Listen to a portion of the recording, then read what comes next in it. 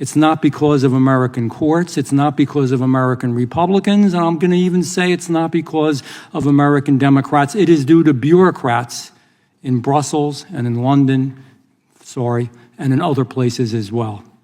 It's wrong. It's un-American. I am unabashedly, and I think we all are here, hopefully, pro-American. And I imagine, given what's going on in this country, when the president is sending the military into American cities, is weaponizing the Department of Justice to investigate his enemies.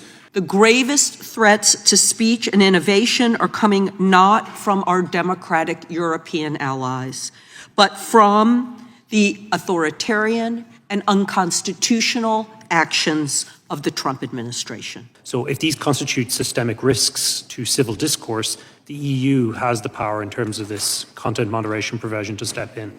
Damage to civil discourse seems a little broad, doesn't it? Absolutely. Mr. Reid, the EU's Digital Markets Act and the UK's Digital Markets Competition and Consumers Act are sold as pro-competition, but don't compliance costs just burden small app developers? Absolutely. The problem is that it's interesting, as you talked about, how do you do a better job? You asked, how do we do a better job to protect children? One of the ways we do it is by empowering parents to be good parents. And one of our deepest concerns is by removing some of the capability of the platforms to curate and provide information to parents about what applications do through a clear, forward interface that they see every day that's useful. It makes it harder to parent, harder to know what apps are on your kid's device, and harder for you to control it. So we absolutely see that not only are there problems with it on encryption, which we agree with you 100%, but we also think it weakens our ability as parents to be in charge of the devices our children are using. Yeah, these rules don't help parents, consumers, if you will. They just shift power from platforms and from parents and from consumers to regulators, correct? As a contrast to something like the DSA, right? So the DSA sees a problem, which I think is a problem shared or perceived on both sides of the aisle, which is massive platform power and also the kinds of content that you alluded to. But the DSA doesn't create any new rules that allow either the European Commission or countries to censor. It is a transparency regime. It's a risk assessment regime. It's actually researcher access. It's actually a tool to give us information about what's happening online. That's in just sharp contrast to the kind of issues that we're seeing in this country, which are very much focused on criticism and content. Yeah, I think my colleague, Ms. Jayapal, talked about the fact that we had a very robust investigation of big tech in prior Congresses, which has kind of been shut down by a new alliance between big tech and the Republican Party.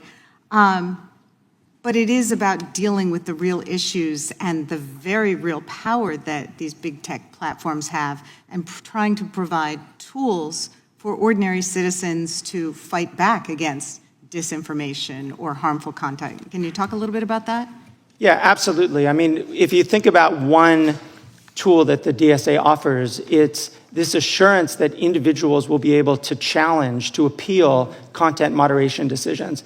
That is not something that is allowed or mandated by law in the United States. We should be protecting our citizens. Instead, we're watching foreign bureaucrats come to our country and try to force United States companies to censor humor, satire, and news they don't like. It's backwards, it's bizarre, it's perverse, and it's weird. That's what we would call it in New Jersey. It's just weird, and it's not good. It's the opposite of everything that the United States of America fought for and stands for. And it's a globalist mindset. You know, we can all talk about the issues, but I'm going to keep talking about globalism versus American exceptionalism and individuality. I believe very much, sincerely, that the whole battle that's going on now with the right and the left, what's happening in Great Britain, what's happening around the world, what's happening in the United States, is very much that argument. Individuality, and in our case here in the States, Americanism, exceptionalism, or is it globalism?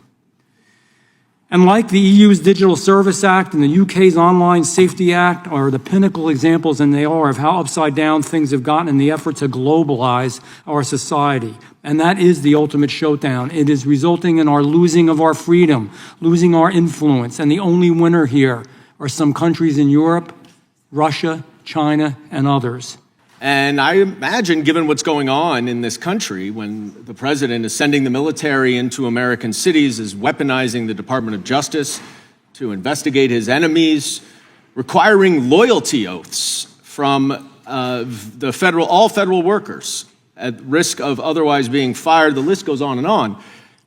It is reassuring to hear that the Republicans, who have remained stone silent about Trump's authoritarian takeover of our government here, are actually concerned about authoritarianism. And I found it really heartening that Mr. Van Drew said, and I quote, "If we lose our First Amendment rights, we lose everything." Now, in his opening statement, Mr. Farage said, quote, "When the government starts regulating speech, it is rarely those that agree with the government who find themselves in court." And Mr. Farage, I'll ask you the question, is that similar to your concern about suppressing speech that disagrees with the government? Oh, Mr. Farage has left. Well, Mr. Raskin, I will, then maybe just you can stand in for Mr. Farage for a minute here. I know you are a champion of free speech. I'm not sure it's the same free speech that Mr. Farage is supporting. But if this concern about the government regulating speech is because it is rarely those that agree with the government who find themselves in court, then you would think that Mr. Farage and all of our Republican colleagues would be very, very concerned if an administration here in the United States was investigating criminally individuals who made the colossal mistake of speaking out against the president. That would be a clear violation of Mr. Farage's principle. Is that right?